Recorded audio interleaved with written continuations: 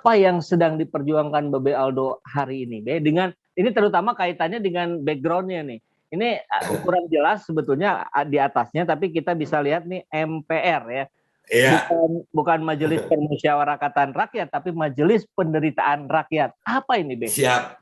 Jadi Majelis Penderitaan Rakyat ini kenapa disingkat MPR? Karena kita sebagai rakyat Indonesia dalam beberapa tahun terakhir, gedung MPR yang ada di Senayan itu kan banyak tutupnya gitu.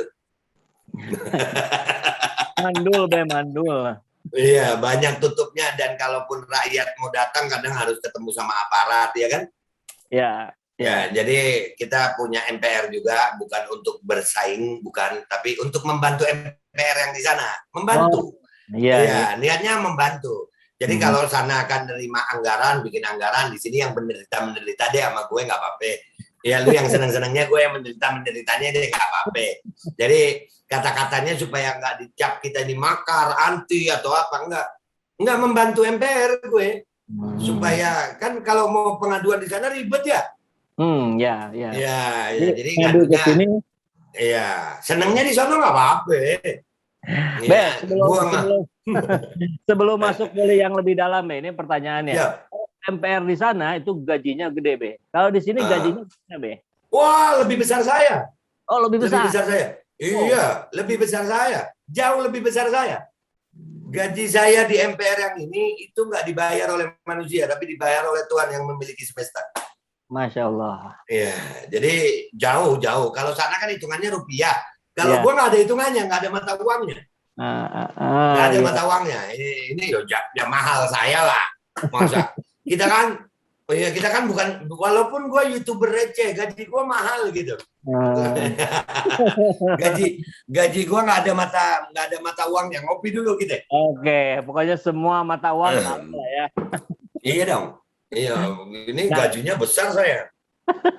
Alhamdulillah. Nah, sekarang masuk, Be. Jadi programnya ini, atau sebelum ke program, Be, kira-kira yang menggawangi Majelis Penderitaan Rakyat ini siapa saja, Be, hari ini? Jadi alhamdulillah itu berawal dari keresahan hati saya habis di Bredel itu. Intinya waktu di Bredel itu saya lagi mau berangkat untuk ngetes PCR swab. Karena saya melihat ini ada apa dengan alat ini kan? Alat ini kenapa jadi penentu? Gara-gara alat ini semua kan, karena alat tersebut jadi ada virus, dari virus diagnosa, dari diagnosa protokol obat, protokol kesehatan, sampai kebijakan semua kan bersumber dari alat ini. Betul. Ya, jadi waktu itu hari itu memang lagi Allah uji. Saya lagi melakukan riset itu. Saya mau tes PCR swab di 5 tempat berlainan di hari yang sama. Itu lumayan duitnya tuh. Lumayan. Ya minimal satu tempat 1 jutaan, 5 juta itu belum bensinnya dan sebagainya ya. Ya, jadi waktu itu pas hari di Bredelnya, di suspendnya yang 90 hari itu, pas harinya. Jadi itu kayak ujian dari Allah nih, lu mau apa mau terus apa berhenti lu? Ya Bismillah deh, Bismillah. Ya makanya saya bilang gaji saya lebih besar dari anggota yang di sono. Ya. Karena untuk dapat gaji di sini itu harus dengan ujian gitu kan. Iya. Jadi alhamdulillah saya jalanin itu dan hasilnya luar biasa tuh. Negatif, positif, negatif, positif. Negatif. Bisa dirinci, Be, dari 5 itu berapa positif, berapa negatif? 3 negatif, 2 positif. Itu semuanya swasta, Be? Ya, swasta, ngambil acak. Acak. Di Jakarta ya? Seputaran Tangerang, Tangsel. Tangsel, yang selatan. Nah, kemudian ini setelah itu Babe ini nggak semacam konsultasikan nggak ke dokter atau? Iya, jadi berangkat dari situ akhirnya alhamdulillah itu kan ada keresahan. Ya. Akhirnya saya itu iseng ngomong sama teman-teman nih. Nah, kita bikin MPR aja deh. Apa MPR? Majelis Penderitaan Rakyat. Maksudnya gimana, Be? Nih gue punya ini. Alhamdulillah disambut baik, termasuk Babe Hekal. Alhamdulillah. Ya, nah terus saya nelpon Bang Saiful kan, lu kan saudara gue, ya kan? Jamaahnya Babe Aldo. Enggak, saudara kita sahabat. Mudah-mudahan dunia akhirat. Amin. Ya, amin. Jadi dari situ akhirnya banyak itu sampai anak-anak yang ahli IT akhirnya ikut bergabung. Banyak ini. Saya sempat nelpon Pak Ihsanuddin, insya Allah mudah-mudahan secepatnya saya bisa podcast sama beliau. Cuman kalau podcast sama Pak Ihsanuddin kan nggak bisa kayak Bang Saiful. Kalau sama Bang Saiful kita bisa begini enak. Kalau sama Pak Ihsanuddin kan beliau lebih tua, kita harus berakhlak, kita harus datang. Ya kan, saya tetap itu revolusi akhlak ya. Saya usahakan untuk bisa cari waktunya beliau untuk bisa datang.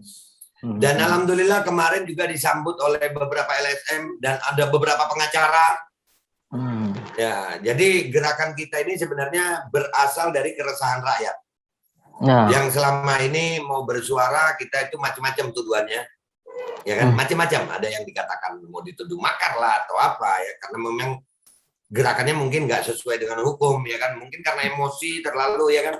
Jadi alhamdulillah dari itulah kita akhirnya bergabung membuat Majelis Penderitaan Rakyat yang akan melangkah dengan hukum yang berlaku di Negara Kesatuan Republik Indonesia.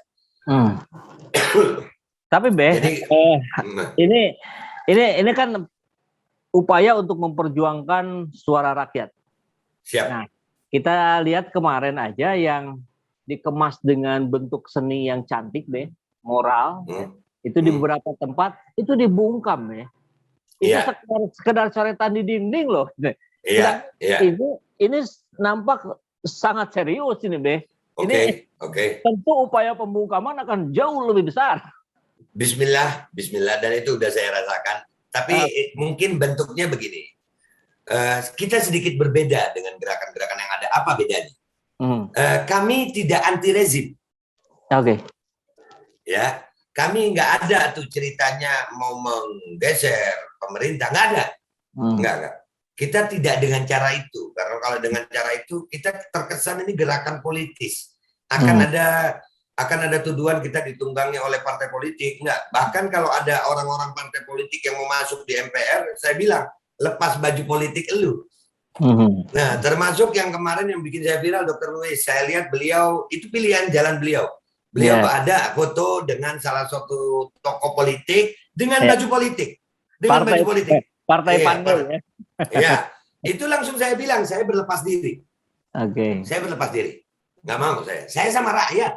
Saya bukan gerakan politik. Jadi gerakan kami bukan anti rezim, bukan. Bahkan terkesan kami membantu rezim. Dengan apa? Tunjukkan yang benar. Lewat jalur hukum. Saya mengajak masyarakat Indonesia mau berpikir, mau bersuara dengan cara yang benar. Kita bantu pemerintah deh. Tunjukin, kan di pemerintah itu ada yang salah. Nah, tuh bahkan itu salah tuh. Kan gitu. Ya, jadi kita akan fokus di alat PCR ini. Dan ini bukti-bukti sudah sedang kita kumpulkan. Insya Allah kita bisa sebelum atau setelah gugatan kita masukkan, kita akan konferensi pers. Ya, konferensi pers bahwasannya kita gerakan ini bukan gerakan makar, tapi adalah gerakan hati nurani rakyat yang rindu akan kebenaran. Amin. Nah, tapi sebelum Babe dan teman-teman memasuki ke jalur hukum itu, ini ada pertanyaan mengkritik juga, Be. Memangnya Babe percaya penegakan hukum di Indonesia akan terbuka fair? Gitu. Ya itu udah tergerus ya, udah tergerus, rasa percaya itu tergerus. Apalagi semenjak kejadian Habib Rizik yang barusan. Bagaimana ketetapan penahanan itu mestinya dilakukan oleh majelis hakim, tapi ini oleh wakil ketua pengadilan. Ini udah sangat tergerus. Ya, udah sangat tergerus. Tapi insya Allah tugas kita ini berjuang gitu. Kata Habib Rizik itu tugas kita berjuang. Tugas kita berjuang. Ya, masing-masing dengan berjuang dengan jalannya. Dan saya yakin kalau ini sudah saya lakukan, masyarakat akan mengikuti itu. Indonesia ini suka follow the leader gitu. Betul. Ya, apa latah, ya kan? Latah. Ya, cuman selama ini latahnya jelek gitu. Ya. Nah, ini kita bikin latah yang baik. Latah kebaikan. Ya, latah kebaikan. Ayo, saya contoh nih masalah vaksin. Masalah vaksin. Ya, kewajiban vaksin kan sekarang jadi kewajiban administrasi. Ya, betul. Ya, karena karena ada syarat-syarat tuh, ke mall harus pakai sertifikat vaksin.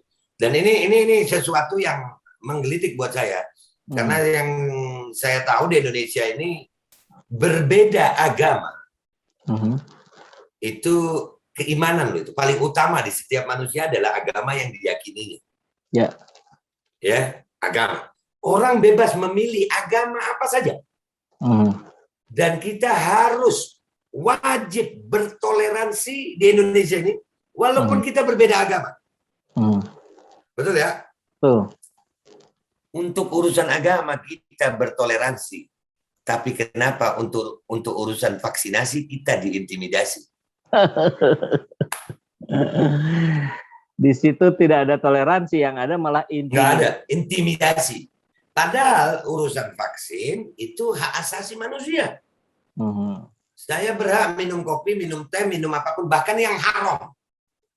B itu haram deh. Ini badan-badan gue, kita hidup di Indonesia kan begitu. Kita bukan negara religi. Bicara soal yang halal haram itu bicara tentang keimanan seseorang. Untuk yang halal haram bentuk minuman kita diberi kebebasan, tapi yang bentuknya vaksin kita nggak boleh diberi kebebasan. Yang lucunya kita diintimidasi, diberi batasan-batasan. Kalau versinya mereka barangkali kan ini justru untuk kebaikan bersama, kan katanya begitu. Oke, saya terima. Bagi saya, mau pro vaksinasi silakan. Kami anti ya silakan, kan bebas. Loh, kan ini untuk kesehatan bangsa. Loh, kalian kan vaksin. Vaksin kan untuk melindungi kalian dari virus. Kenapa takut sama gue? Kalau umpamanya nih, lu vaksin, gue kagak vaksin, masuk di tempat COVID. Yang ketularan siapa?